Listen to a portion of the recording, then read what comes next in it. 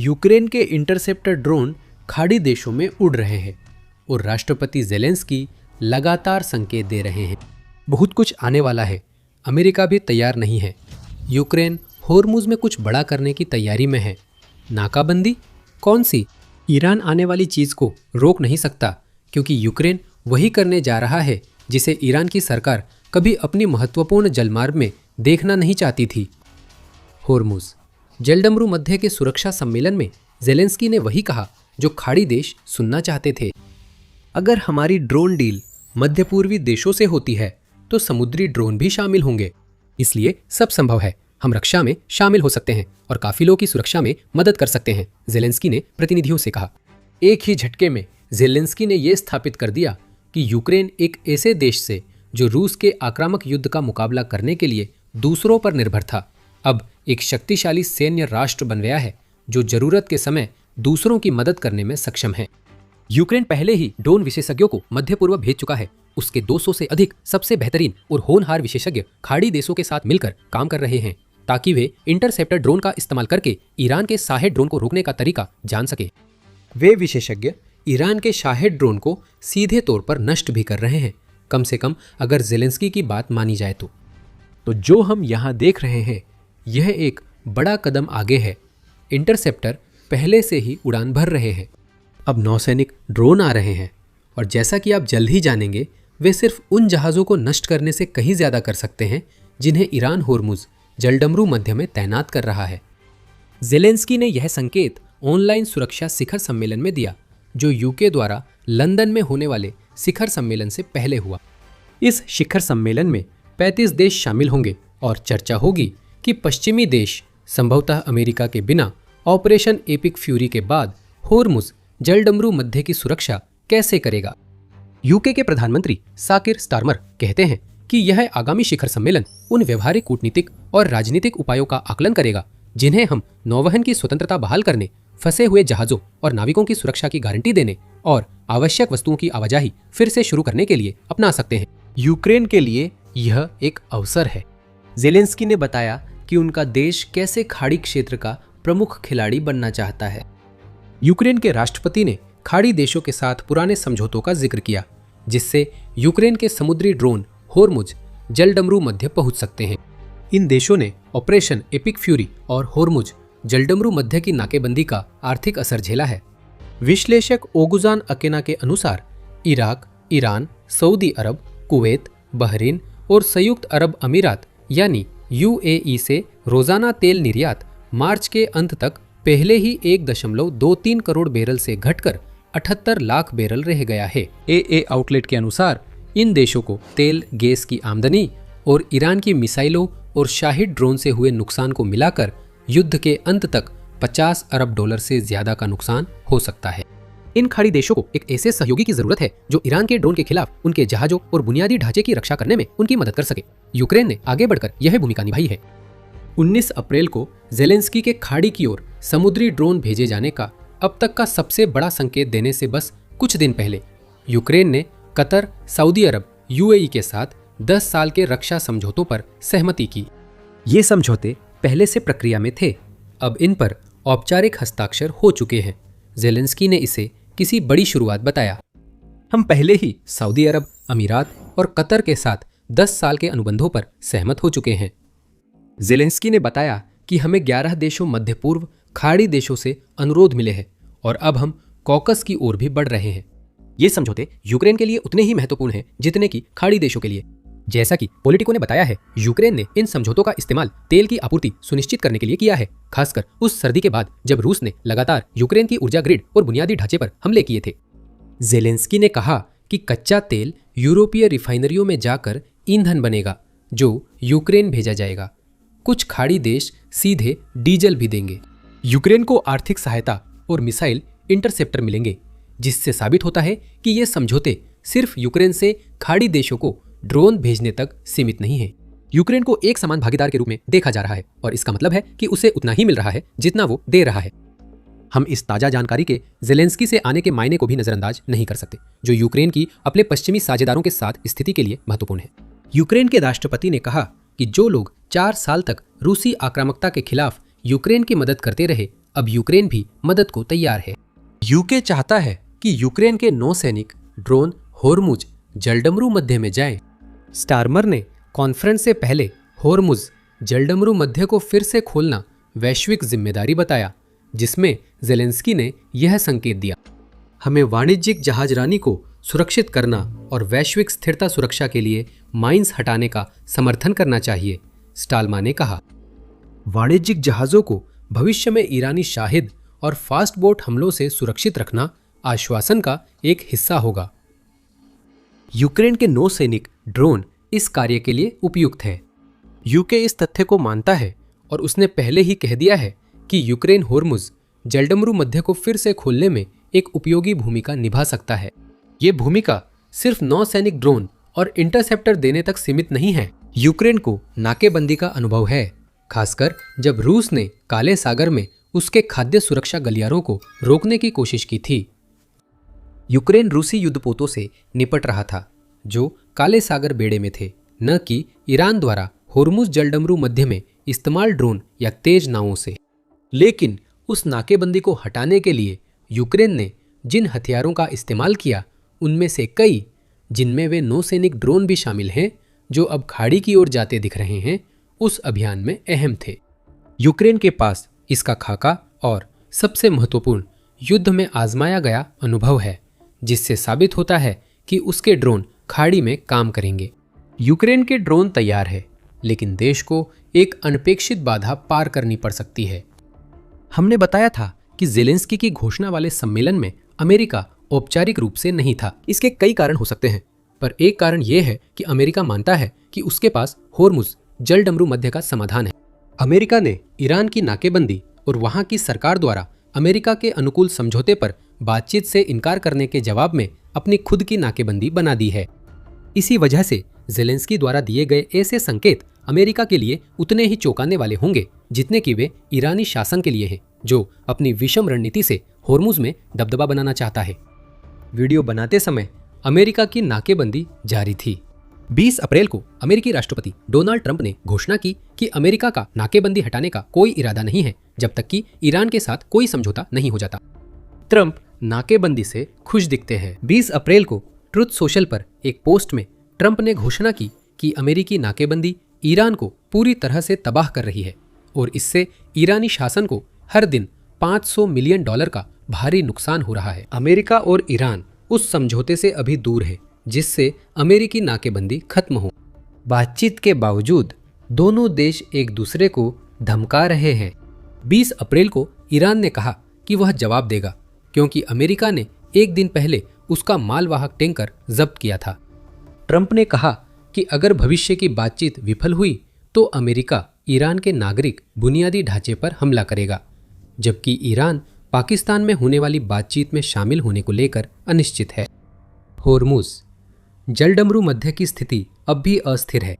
सवाल है, क्या अमेरिका यूक्रेन के नौसैनिक ड्रोन को इस जल मार्ग में देखकर खुश होगा? इस सवाल का जवाब देना मुश्किल है।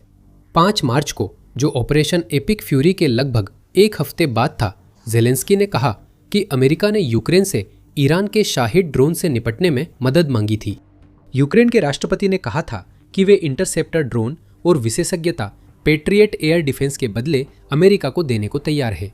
ट्रंप भी तब ये मदद लेने के लिए तैयार दिखे।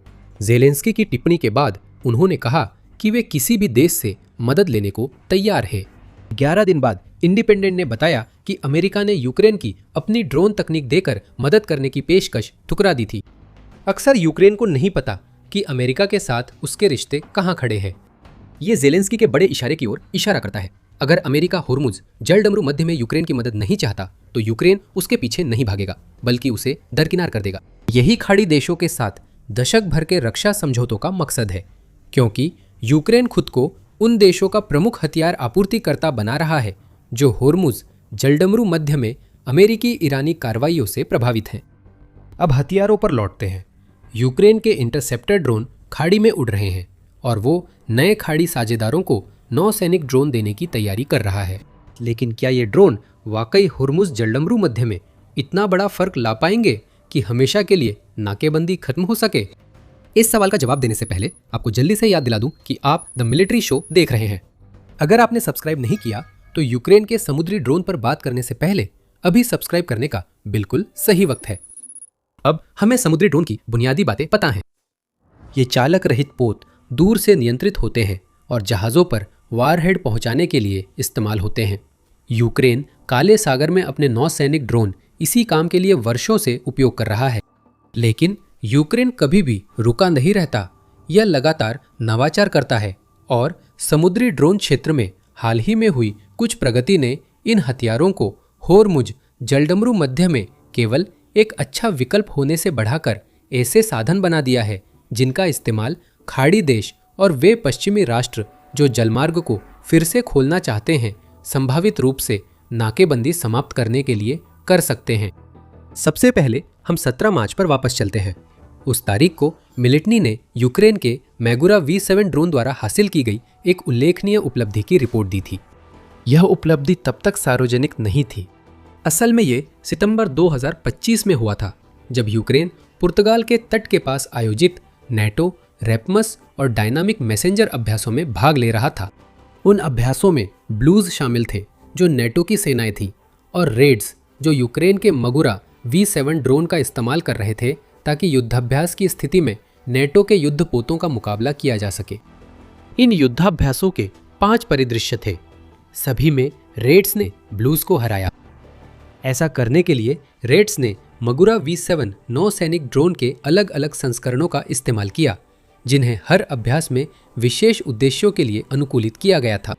एक मामले में मगुरा को टोही उपकरण से लैस किया गया ताकि रेड्स पुर्तगाल के तट के पास जहाज़ों की आवाजाही को निर्देशित कर सके। एक अन्य मामले में यूक्रेन के ड्रोन को एक मशीन गन से लैस किया गया था, जिसे वह पानी पर मौजूद खतरों को खत्म करने के लिए इस्तेमाल कर सकता था। मगुरा की सबसे बड़ी उपलब्धि अब तक कम से कम एक नाटो फ्रिगेट को डुबोने का सिम्युलेटेड प्रदर्शन रही है। युद्ध अभ्यास में जीत तब मानी जाती थी जब यूक्रेन का कोई ड्रोन ब्लू टीम से बचकर किसी लक्ष्य जैसे किसी जहाज के रडार सिस्टम पर लॉक कर लेता था। मगुरा बार बार इसमें सफल रहा। ये वही नौसैनिक ड्रोन है जो खाड़ी जा रहा है, जिससे ईरान चिंतित है। मगुरा V 7 साल 2025 से मौजूद है। इसकी क्रूजिंग स्पीड 23 नॉट्स है। हालांकि यह अधिकतम 39 नॉट्स की स्पीड तक पहुंच सकता है, जो कि ईरान की तेज नौकाओं के साथ पीछा करने के लिए पर्याप्त से भी ज़्यादा है अगर हालात ऐसे बनते हैं। ड्रोन का स्टैंडर्ड वर्जन समुद्र में लगातार 48 घंटे तक रह सकता है और इसकी रेंज 800 नॉटिकल मील है। ईरान के लिए सबसे बड़ी चिंता की बात यह है कि मेगुरा V7 650 किलोग्राम यानी 1400 पाउंड से अधिक पेलोड ले सकता है। हम पहले से जानते हैं कि यह मात्रा नेटो की एक फ्रिगेट को युद्ध अभ्यास के दौरान डुबोने के लिए काफ़ी है। ईरान होर्मुज जलडमरू मध्य में जिन छोटे जहाज़ों से दबदबा बनाता है, उनके लिए इतनी विस्फोटक शक्ति जानलेवा है। खाड़ी देशों को ऐसा समुद्री ड्रोन मिल सकता है जो ईरानी नौसेना के खतरे से निपटे। लेकिन ईरान के शाहिद ड्रोन का क्या? वे ड्रोन होर्मुज जलडमरू मध्य में उड़कर वाणिज्यिक जहाज़ों को निशाना बनाते हैं और खाड़ी देशों का तेल व माल बाहर भेजने से रोकते हैं। यूक्रेन ने शाहिद ड्रोन रोकने के लिए इंटरसेप्टर ड्रोन पेश किया है। ये ड्रोन स्थिर लक्ष्यों की सुरक्षा में सबसे अच्छे होते हैं, खासकर जब वे अपने देश के क्षेत्र में हों। व्यावसायिक जहाज स्थिर नहीं होते। इसका मतलब ये नहीं कि यूक्रेन के समुद्री ड्रोन होर्मुज जलडमरू मध्य में ईरान के शाहिद खतरे से निपटने में मदद नहीं कर सकते। 19 अप्रैल को मिलितानी ने यह खबर दी कि यूक्रेन ने पहली बार एक नौसैनिक ड्रोन कैरियर का इस्तेमाल करके एक रूसी शाहिद प्रकार के ड्रोन को रोकने में सफलता पाई है। इस ऑपरेशन में हमने देखा कि यूक्रेन ने अपने एक समुद्री ड्रोन का इस्तेमाल हवाई ड्रोन के लिए मदरशिप के रूप में किया, जिन्हें समुद्री ड्रोन से ही आसमान में लॉन्च किया गया। यूक्रेन ने यह खुलासा नहीं किया है कि उसने इस ऑपरेशन के लिए अपने किस नौसैनिक ड्रोन का इस्तेमाल किया। मार्च में रिपोर्ट आई थी कि यूक्रेन ने कुछ मेगुरा ड्रोन को इंटरसेप्टर ड्रोन ले जाने और लॉन्च करने लायक मॉडिफाई किया है। ये एक बड़ा संकेत है। यूक्रेन ने अपनी विश्व प्रथम उपलब्धि का फुटेज भी जारी किया। वीडियो में दिखाया गया है कि यूक्रेन का इंटरसेप्टर ड्रोन नौसैनिक ड्रोन के डेक से निकलकर तेजी से उड़ता है। फिर इंटरसेप्टर द्वारा रूसी शाही ड्रोन की ओर बढ़ते दृश्य को दिखाया जाता है। स्क्रीन पर स्टैटिक आता है। ड्रोन ने सीधा वार किया, जिससे यूक्रेन ने दिखा दिया कि उसने हवाई ड्रोन के खतरों से निपटने की अपनी क्षमता बढ़ा ली है। यूक्रेन के लिए नौसैनिक ड्रोन से हवाई ड्रोन लॉन्च करना नया नहीं है। यूक्रेन पहले भी समुद्री ड्रोन से FPV ड्रोन लॉन्च कर रूस के हेलीकॉप्टर जैसे बड़े हवाई संसाधनों को मार गिरा चुका है। लेकिन ये पहली बार है जब हमने देखा है कि यूक्रेन के नए प्रकार के इंटरसेप्टर उसके किसी समुद्री ड्रोन से लॉन्च किए गए हैं। तालमेल साफ दिखाई देता है। यूक्रेन पहले ही इंटरसेप्टर खाड़ी क्षेत्र में भेज रहा है। अब ये अपने समुद्री ड्रोन में नई क्षमताएं दिखा रहा है, जिससे खाड़ी देश इंटरसेप्टर को होर्मुज जलडमरू मध्य ले जा सकते हैं। संभावनाएं सोचिए। सऊदी अरब और कतर अपने टैंकरों को छुपी मेगुरा मौजूदगी के साथ होर्मुज जलडमरू मध्य भेज सकेंगे। अगर कोई शाहिद आता है तो मेगुरा ऊपर उभर कर इंटरसेप्टर छोड़ता है, और अगर कोई तेज नाव रोकने की कोशिश करती है तो मेगुरा उस पर मशीन गन से फायर कर सकता है, या जरूरत पड़ने पर अपने भारी विस्फोटक पेलोड से नाव को नष्ट कर सकता है। साथ ही यूक्रेन के नौसैनिक ड्रोन की पिछली उपलब्धियां भी याद रखनी चाहिए। मार्च 2024 तक रूस के कुख्यात ब्लैक सी फ्लीट का 1/3 हिस्सा खत्म होने का सबसे बड़े कारणों में से एक ये ड्रोन है। नौसैनिक ड्रोन, मिसाइल और हवाई ड्रोन रूस के युद्धपोतों पर इतनी मार कर रहे हैं कि उन्हें क्रीमिया छोड़ना पड़ रहा है। अब वे जहाज नोवोरोसिस्क बंदरगाह में हैं, क्योंकि उन्हें क्रीमिया से हटा दिया गया है। रूस के युद्धपोत अब शायद ही कभी समुद्र में निकलते हैं। उन्हें पता है कि यूक्रेन के समुद्री ड्रोन उनका इंतजार कर रहे हैं। यूक्रेन ने उन प्रकार के ड्रोन का भी इस्तेमाल किया है जिनका ज़ेलेंस्की ने संकेत दिया है कि वे खाड़ी में आ रहे हैं, और कम से कम एक रूसी पनडुब्बी को निष्क्रिय कर दिया है। ईरान के बेड़े में अनुमानित 28 से 30 पनडुब्बियां हैं। अगर यूक्रेनी समुद्री ड्रोन होर्मुज जलडमरू मध्य में प्रवेश करते हैं तो वे पनडुब्बियां सुरक्षित नहीं रहेंगी। यूक्रेन ने कर्च ब्रिज पर हमला करने के लिए अपने नौसैनिक ड्रोन का इस्तेमाल किया, जो कब्जे वाले क्रीमिया को रूसी मुख्य भूमि से जोड़ता है। आप समुद्र आधारित बुनियादी ढांचे पर हमलों को भी खाड़ी देशों को यूक्रेन से मिलने वाली चीज़ों में शामिल कर सकते हैं। हम सोचते हैं, क्या कामिकाज़े मेगुरा ड्रोन जल्द ईरानी बंदरगाहों तक पहुंचकर तेज नावों की तैनाती वहीं रोक सकते हैं? यही विविधता यूक्रेन के समुद्री ड्रोन को होर्मुज जलडमरू मध्य में महत्वपूर्ण बनाती है। इस जलमार्ग पर ईरान की कोई भी तैनाती इन ड्रोन से सुरक्षित नहीं रहेगी। शाहिद ड्रोन को यूक्रेन के नौसैनिक ड्रोन से छोड़े इंटरसेप्टर गिरा सकते हैं। ईरान द्वारा होर्मुज जलडमरू मध्य में भेजी जाने वाली कोई भी नाव, चाहे वह तेज नाव हो, युद्धपोत हो या यहाँ तक कि पनडुब्बी भी हो, खतरे में है। यूक्रेन के ड्रोन उन सभी को निशाना बना सकते हैं, और चूंकि यूक्रेन के 200 से अधिक ड्रोन विशेषज्ञ पहले से ही खाड़ी क्षेत्र में तैनात हैं, यूक्रेन के नए साझेदार उसके उन नए ड्रोन के बारे में जान सकेंगे और उन्हें तैनात कर सकेंगे जिनका ब्लूप्रिंट रूस के खिलाफ पहले ही कारगर साबित हो चुका है। जहां तक यूक्रेन की बात है, उसके समुद्री ड्रोन के पहुंचने पर वह खाड़ी क्षेत्र में एक बड़ी ताकत बनने की दिशा में एक और बड़ा कदम उठाएगा। यूक्रेन का परिवर्तन पूरा होगा। रूस के फरवरी 2022 हमले के वक्त यूक्रेन की सेना सोवियत युग के उपकरणों पर निर्भर थी, फिर भी वह टिक गई, और उसके बाद के वर्षों में पश्चिमी समर्थन की लगातार लहरों ने उसकी मदद की। अब यूक्रेन पहले से कहीं ज्यादा आगे है। ये देश ड्रोन विकास में अग्रणी है और खाड़ी देशों को होर्मुज जलडमरू मध्य खोलने के लिए जरूरी समाधान देता है। यूक्रेनी नौसैनिक ड्रोन उस जगह पर छोड़े जाने वाले हैं जहां ईरान उन्हें बिल्कुल नहीं देखना चाहता। ये शासन जो आने वाला है उसके बारे में कुछ नहीं कर सकता। यूक्रेन की ताजा कार्रवाई बस होर्मुज जलडमरू मध्य में उसकी पहले से चल रही कार्रवाई में इजाफा करती है। इस वीडियो में इंटरसेप्टर ड्रोन और 10 साल के समझौते बताए गए हैं। अब जानिए कि यूक्रेन रूस से निपटने के अपने अनुभव का इस्तेमाल करके खुद को खाड़ी देशों के लिए सबसे अहम साझेदारों में कैसे बदल रहा है। हमारा वीडियो देखें, जिसमें बताया गया है कि यूक्रेन कैसे अप्रत्याशित गठबंधन बना रहा है और इसका रूस के लिए क्या मतलब है। अगर वीडियो पसंद आया हो तो द मिलिट्री शो सब्सक्राइब करें ताकि यूक्रेन और खाड़ी की ताज़ा घटनाएं मिस न करें। देखने के लिए धन्यवाद।